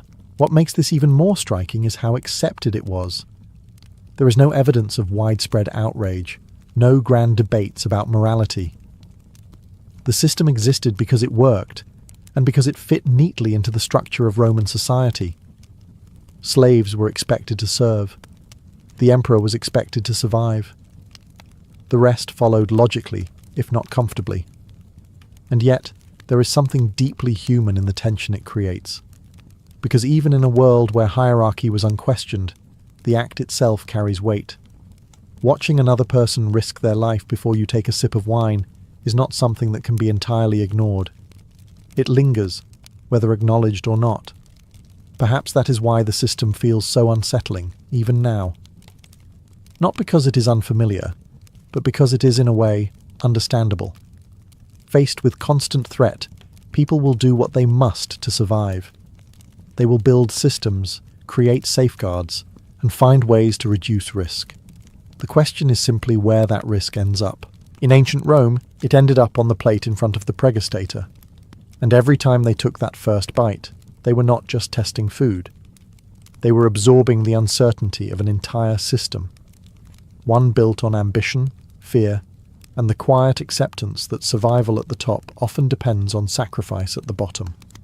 A system where, quite literally, someone else had to eat first, so someone more important could keep living. Before the American mafia became a symbol of power, money, and violence, it began quietly, carried across the Atlantic in the minds, habits, and survival instincts of immigrants arriving in a new world. In the late 19th and early 20th centuries, waves of Italians arrived in cities like New York, Chicago, and New Orleans. They came looking for opportunity, But what they found was something far less welcoming. Poverty, discrimination, overcrowded neighborhoods, and limited access to jobs created an environment where survival often depended on community, and sometimes on bending the rules. Within these tight-knit immigrant communities, familiar structures began to reappear. Old world traditions from Sicily and southern Italy did not simply disappear upon arrival. They adapted. Informal systems of protection, loyalty, and silence, concepts that would later define organized crime, found fertile ground in these new urban environments. When official systems failed to protect them, people turned to those who would. And those protectors quickly realized something very important. Power could be built in the shadows. Small groups formed, offering services both legal and illegal. Protection from other gangs, assistance with disputes, access to jobs, housing, or opportunities that were otherwise out of reach. But these services came with a price: loyalty, obedience, and often money. At first, these groups were fragmented, local, disorganized, more about survival than empire. But the foundation was there: a shared identity, a code of silence, a willingness to operate outside the law, and perhaps most importantly, a growing understanding that fear could be just as valuable as respect. As cities expanded and communities grew, so did these networks. What began as scattered groups slowly started to resemble something more structured, more intentional. Leaders emerged, territories formed, rules were established, and beneath it all, a quiet transformation was taking place. This was no longer just about surviving in a new country. It was about controlling it, piece by piece. The American Mafia did not appear overnight. It evolved, shaped by circumstance, opportunity, and the constant tension between exclusion and ambition. And as the stage was set, all it needed was the right moment to step out of the shadows and into something far more powerful. Before the American Mafia became a symbol of power, wealth, and quiet violence, it began in far less glamorous conditions: crowded tenements, noisy docks, and neighborhoods where survival was never guaranteed. In the late 19th and early 20th centuries, thousands of Italian immigrants arrived in the United States, especially in cities like New York, Chicago, and New Orleans. They came with hope, but quickly encountered a harsher reality. Jobs were scarce, wages were low, and discrimination was constant. Many were pushed into tightly packed neighborhoods where opportunity felt distant and the law felt unreliable. And when the system does not protect you, you build your own. Within these immigrant communities, familiar structures began to re-emerge. Many of these newcomers came from regions in southern Italy and Sicily, where authority had long been weak or distrusted. In those places, people relied on informal networks, loyalty, family ties, and sometimes intimidation, to solve problems and ensure safety. Those habits did not disappear in America. They adapted. At first, these networks were small and practical. A man who could handle problems. Someone who could recover stolen goods, settle disputes, or ensure that your shop was not mysteriously damaged overnight. These figures were not yet powerful crime bosses. They were intermediaries, operating in the grey space between legality and necessity. But there was a pattern forming. Protection was offered, but never freely. Disputes were resolved, but not without cost. And over time, these small arrangements began to evolve into something more organised. Groups formed around strong personalities. Territories became understood, even if never formally declared. And a quiet code developed. Loyalty above all, silence when necessary. Because silence was power. The more these networks operated unseen, the stronger they became. Authorities often ignored them, misunderstood them, or simply lacked the access to penetrate these close-knit communities, which allowed these groups to grow without much interference. And growth brought ambition. What began as localized survival slowly transformed into structured influence. These were no longer just men solving neighborhood problems. They were building systems that could control money, labor, and eventually entire industries. The American Mafia did not arrive fully formed. It was built piece by piece, shaped by exclusion, necessity, and opportunity. And by the time anyone truly noticed what it had become, it was already too deeply rooted to easily remove. If the early Mafia was built on survival, Prohibition turned it into an empire. In 1920, the United States made a decision that would unintentionally reshape organized crime forever. The government banned the production, sale, and transportation of alcohol. Overnight, something millions of people wanted became illegal. And when demand stays high but supply becomes forbidden, someone steps in to fill the gap. That someone was the Mafia. At first, it was simple: smuggling alcohol from Canada, producing it illegally in hidden distilleries, selling it quietly through back channels. But quietly did not last long. The demand was too massive, the profits too tempting. What started as small operations quickly exploded into large, coordinated networks, moving enormous quantities of liquor across cities and state lines. Suddenly, crime was no longer just about survival. It was about business. Speakeasies, illegal bars hidden behind unmarked doors, began to appear everywhere. And they were not shady little corners. Many were vibrant, crowded, even glamorous. Music, dancing, expensive drinks. Ordinary people, politicians and celebrities all found their way inside. And behind all of it, organized crime controlled the supply. Figures like Al Capone rose to prominence during this period, not because they invented crime, but because they industrialized it. Bootlegging became a full-scale operation, with logistics, distribution chains, and enforcement mechanisms to protect profits. Because competition did not disappear, it intensified. Different groups fought over territory, routes, and control of the most profitable markets. Violence became more frequent, more public, and more calculated. Shootings were not random, they were business decisions. Remove a rival, secure the flow of income, and with money came influence. Massive profits allowed these organizations to do something even more dangerous than selling illegal alcohol. They began to corrupt the system itself. Police officers could be bribed. Politicians could be influenced. Entire neighborhoods could operate under a kind of unofficial control where the law existed, but was not always enforced, which created a strange reality. Alcohol was illegal on paper, but in practice it was everywhere, just controlled by the Mafia. Prohibition did not eliminate drinking, it handed it to organized crime, and by the time the law was eventually repealed, the damage, or from the Mafia's perspective, the opportunity, had already done its work.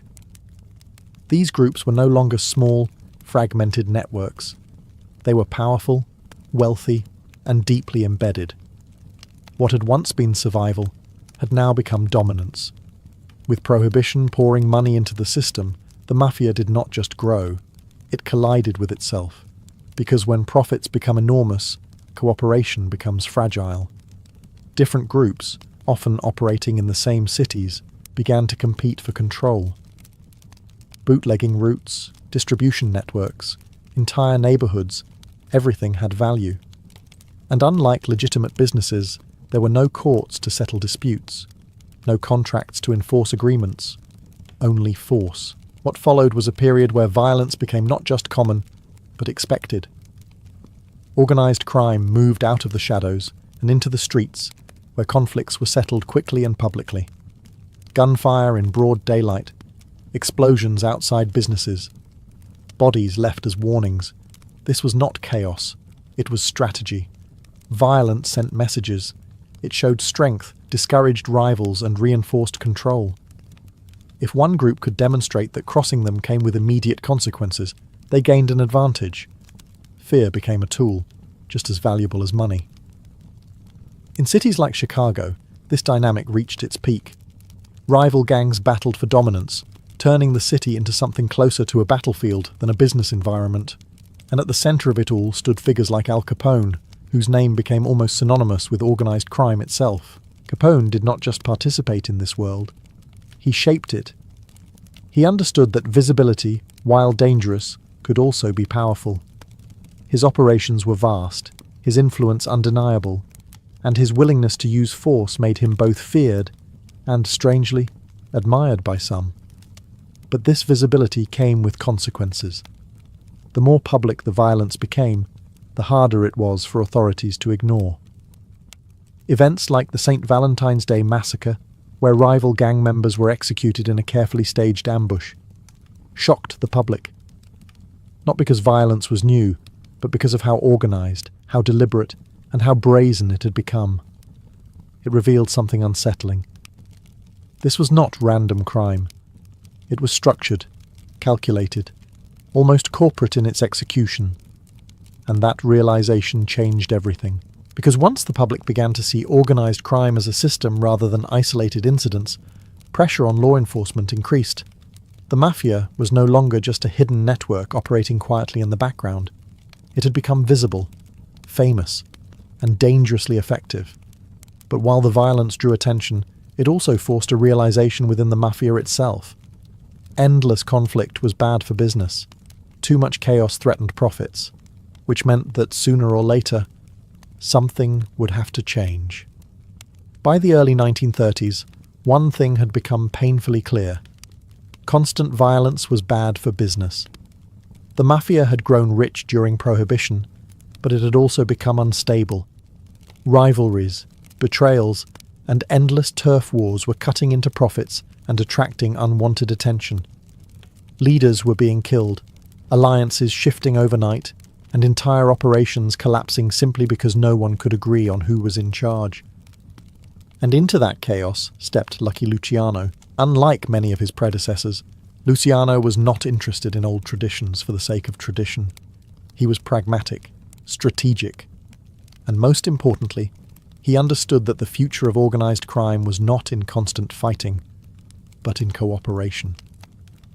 At the time, the mafia in New York was divided into factions, many still tied to old Sicilian loyalties. This led to internal conflict, most notably the Castellamarese War, a brutal power struggle between rival bosses.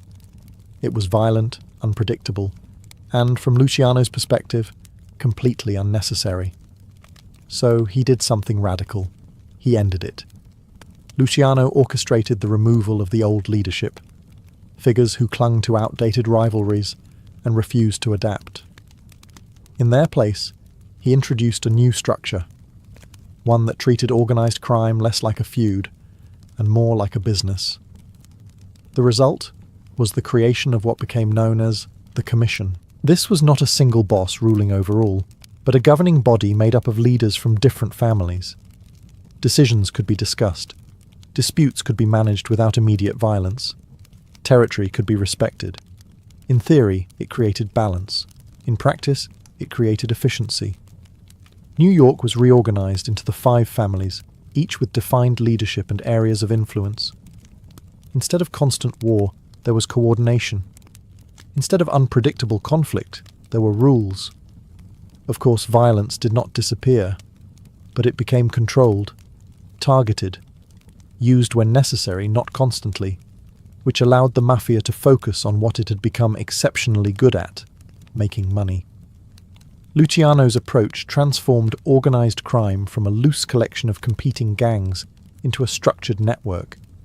It expanded beyond bootlegging into gambling, labor racketeering, and other industries that could generate steady income without drawing as much attention. In short, he modernized it. What makes this shift so important is not just the reduction of violence, but the change in mindset. The mafia was no longer just about power through fear. It was about power through organization, and that made it far more dangerous.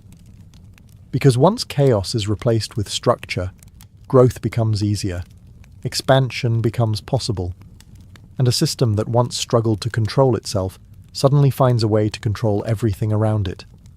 Luciano did not invent the mafia. He made it work. Once the violence was controlled and the structure stabilized, the mafia faced a new question.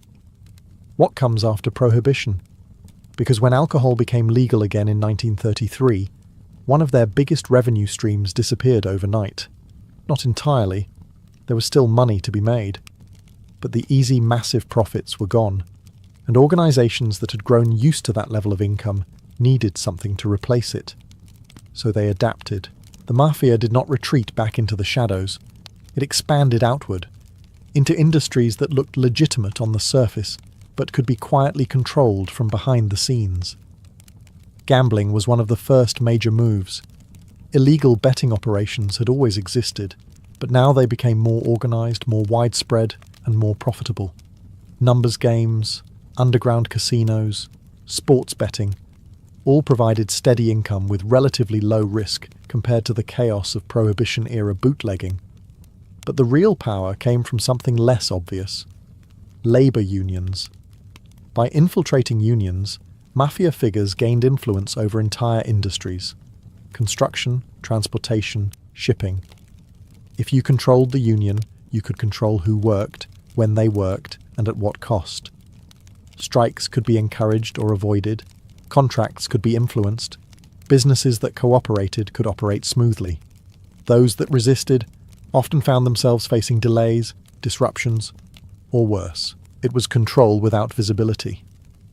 And then there was Las Vegas. What began as a desert town slowly transformed into a center of legalized gambling, and the mafia recognized the opportunity immediately. Instead of operating entirely outside the law, they could now operate alongside it. Casinos became the perfect front, legitimate businesses that generated enormous amounts of cash. Figures connected to the mafia helped finance, build, and manage early casinos, turning Las Vegas into a hub where illegal money could flow through legal channels. Profits were skimmed, quietly redirected, and reinvested, which meant the system had evolved again. The mafia was no longer just an underground network. It was intertwined with the visible economy. Businesses, unions, entertainment, all connected in ways that were not always obvious to the outside world, and that made it harder to detect, because the more legitimate something looks, the less people question it. A casino is just a casino. A union is just a union. A business deal is just a business deal, until you look closer. What makes this phase so important is that the mafia learned how to operate in two worlds at once. One visible, one hidden, one legal, one not. And by balancing both, they became something far more powerful than before. Not just criminals, but a system embedded within the system itself. As the mafia expanded into legitimate industries, something unexpected began to happen. It started to look respectable. Not openly, of course. No one was publicly announcing connections or holding press conferences about organized crime. But behind the scenes, influence began to reach places that were once considered far removed from the underworld: politics, entertainment, and high society. And once you enter those spaces, perception changes. In politics, the relationship was simple, if unspoken. The mafia had money and influence. Politicians needed both. Campaigns required funding. Elections required organization. Votes could be influenced in certain neighborhoods where loyalty mattered more than ideology. And in return, protection. Investigations could be slowed. Attention could be redirected. Laws could be enforced, selectively. It was not about controlling the entire system, just enough of it to create breathing room, which, for an organization built on avoiding scrutiny, was incredibly valuable. Then there was Hollywood. The connection between organized crime and the film industry has always been surrounded by rumor and partial truths. But what is clear is that influence extended there as well, particularly through labor unions and production logistics. Control over workers meant control over production schedules. And in an industry where time is money, that kind of leverage mattered. If a studio cooperated, things ran smoothly. If not, delays could appear. Problems could emerge. Not always dramatic, not always obvious. Just enough to make a point. But beyond influence, there was something else. Image. Hollywood began to shape how the public saw organized crime. Not as chaotic street violence, but as something more structured, even glamorous. Well-dressed men, expensive cars, quiet conversations in dimly lit rooms, power but refined, which, whether intentional or not, helped soften the perception. The mafia was no longer just something to fear. It became something to watch, to be curious about, even to admire in certain circles, a dangerous shift, because it blurred the reality of what was actually happening behind that polished surface, because underneath the suits and the influence, the system had not changed. It was still built on control, intimidation, and the quiet threat of force when necessary. But now, it was wrapped in something more acceptable, and that made it harder to confront. Because it is one thing to fight something that is clearly outside the system. It is much more difficult to deal with something that has learned how to blend into it, to operate within it, to influence it, and occasionally, to look like it belongs there. By this point, the mafia was no longer just in America. In many ways, it had become part of it. For years, the mafia had operated in a space that was difficult to define. Not fully hidden, but not fully exposed either. Everyone seemed to know it existed, yet proving it, dismantling it, or even officially acknowledging its structure proved far more complicated. That began to change in the mid-20th century, because eventually the visibility, the influence, and the sheer scale of organized crime became impossible to ignore. Public concern grew, journalists began asking sharper questions, and slowly, the government was forced to respond, not with assumptions, but with evidence. One of the turning points came with the work of figures like J. Edgar Hoover. For years, Hoover had been criticized for downplaying the existence of a national organized crime network. But as pressure mounted, investigations intensified, surveillance increased, and the idea of the mafia as a coordinated nationwide system began to take shape in official reports. Then came something even more impactful: witnesses. For a long time, one of the mafia's greatest strengths had been silence. The code of omertà, the refusal to cooperate with authorities, made it incredibly difficult to build cases. People did not talk, and without testimony, even the most obvious patterns remained legally out of reach. But that silence began to crack. Individuals within the system started to cooperate, offering insight into how the organization actually functioned. Structures, roles, operations, details that had once been hidden became visible, and once exposed, they could be targeted. This led to new legal strategies. Instead of prosecuting individual crimes in isolation, authorities began to focus on the organization itself.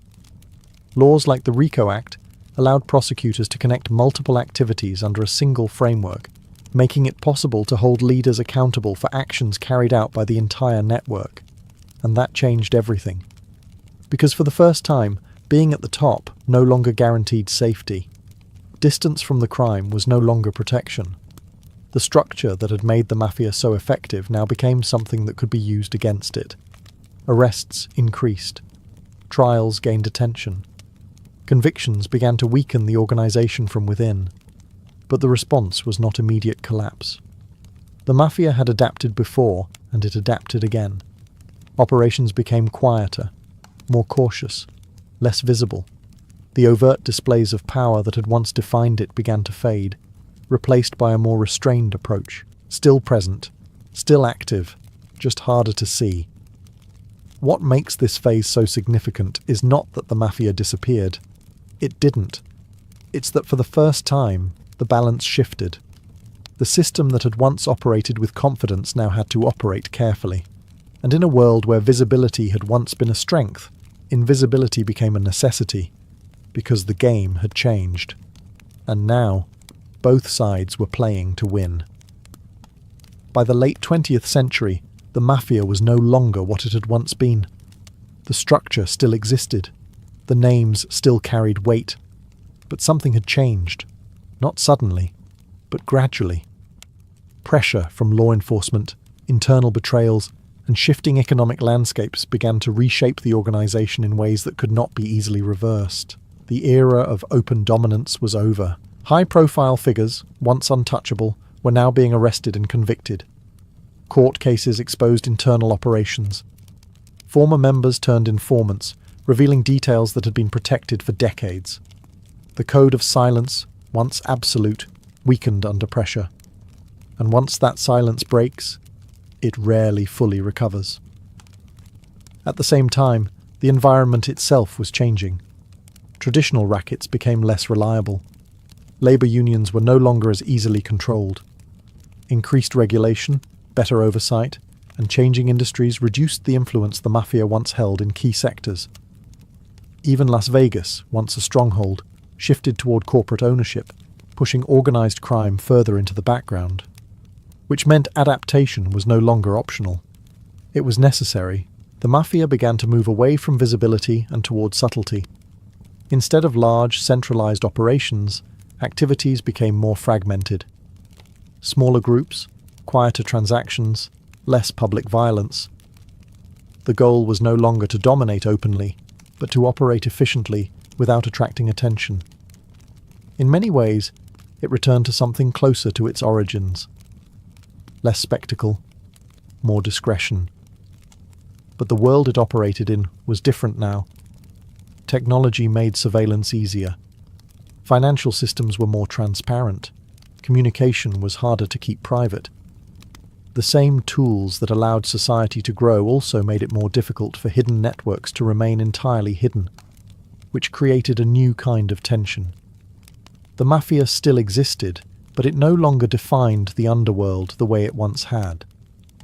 Other forms of organized crime emerged, different structures, different methods, often less tied to tradition and more focused on flexibility. The old model was no longer the only one, and perhaps that is the most telling sign of change. Because decline does not always mean disappearance. Sometimes it means losing centrality, losing the position of being the dominant force, becoming one part of a much larger, more complex landscape. The mafia adapted, survived, and continued in quieter forms. But the days of being the shadow power behind entire cities, the unseen force shaping industries, politics, and public life, began to fade. Not completely, but enough to mark the end of an era. By the time the mafia's influence began to fade from its peak, something unexpected had already taken its place. A legacy. Because even as the real organization became quieter, more cautious, and less dominant, its image only grew stronger, not in courtrooms or police reports, but in culture, in stories, in the way people began to remember and interpret what the mafia had been. And that version was not always accurate. Films, books, and television transformed organized crime into something almost cinematic. Well-dressed men sitting in dimly lit rooms, speaking calmly about power, loyalty, and betrayal. Violence still existed, but it was stylized, controlled, almost elegant. Figures like Al Capone and Lucky Luciano became more than historical individuals. They became symbols, characters in a larger narrative about ambition, control, and the cost of power. And in that transformation, something shifted. The harsh reality, the fear, the coercion, the lives affected by extortion and violence became less visible. Not erased, but softened, reframed. The mafia was no longer just something that existed in the shadows. It became something people watched, analysed, even admired in certain ways, which creates a strange contradiction. An organisation built on secrecy became famous. An underworld built on fear became at times romanticised. But beneath that image, the truth remains more complicated. The rise of the American mafia was not just a story of crime. It was shaped by immigration, exclusion, opportunity, and adaptation. It grew because systems failed, because demand existed, and because individuals recognized how to operate within those gaps.